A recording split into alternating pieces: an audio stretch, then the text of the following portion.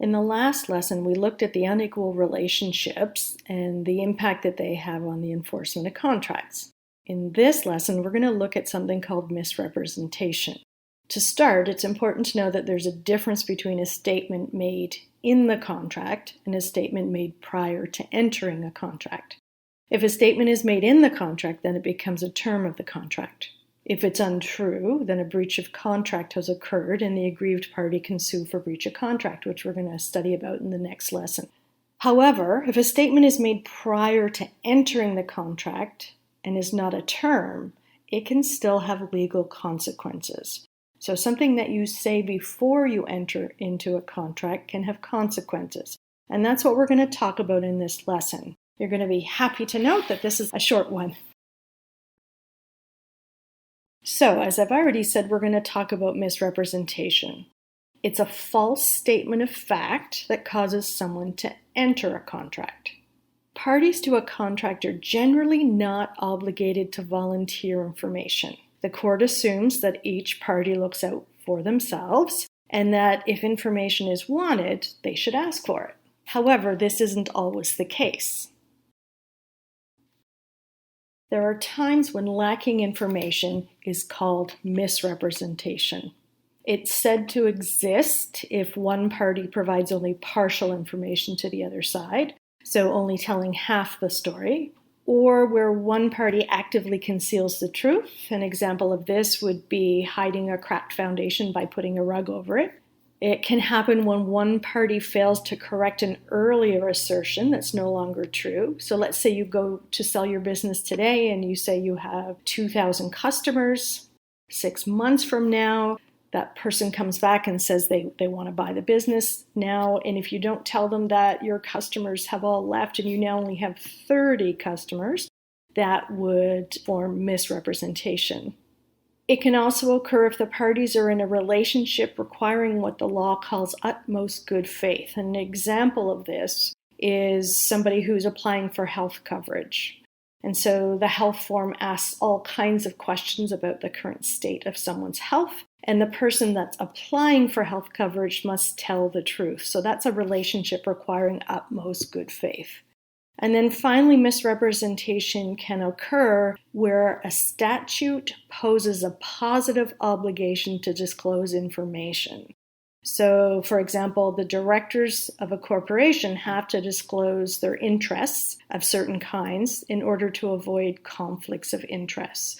So, partial information, actively concealing the truth, facts that are no longer true, relationships requiring utmost good faith, and if there is a regulation that requires the positive obligation to disclose information.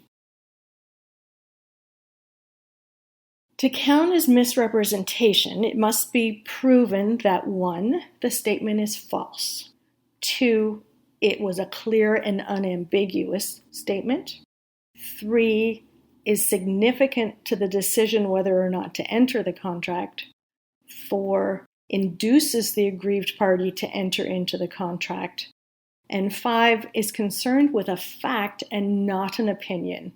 The exception to this is if someone has special knowledge in the area. But generally speaking, if I give you a legal problem about actionable misrepresentation, you'll have to prove all 5 of those elements. The law further divides misrepresentation into 3 categories. We have fraudulent, negligent, and innocent misrepresentation. So fraudulent misrepresentation occurs when the speaker has a deliberate intent to mislead or makes a statement recklessly without knowing or believing it to be true. That would be fraudulent. Negligent misrepresentation is when a speaker makes a statement carelessly or negligently. And then finally, we have innocent misrepresentation. So the speaker has not been fraudulent or negligent, but has in fact misrepresented a fact. When misrepresentation has occurred, the courts can set aside the contract. They can order rescission, which is the remedy that results in the parties being returned to their pre-contractual positions. So rescission occurs when we put people back to where they started before the contract. Let's say I was buying a house and the owners hid significant structural damage. I find this out after I've purchased the house. Rescission would mean that I get my money back and they get their house.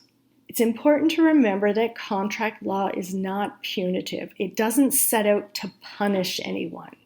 However, when it comes to misrepresentation, there might also be remedies in tort law. We're going to cover tort law in the last module of this course. For now, it's enough to know that a tort occurs when one person or organization harms another. If somebody makes a misrepresentation fraudulently or negligently, it can result not only in rescission under contract law, but it could result in damages in tort. This means the court could set aside the contract and award damages, which is usually money, under tort law.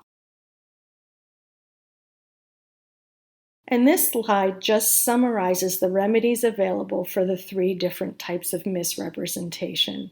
So as I've said, with fraudulent or negligent misrepresentation, the remedy could be rescission in contract law and damages in tort law. Innocent misrepresentation, on the other hand, only has the remedy of rescission in contract. All right, so as promised, that was short and hopefully sweet, and I will see you for the next lesson. Bye for now.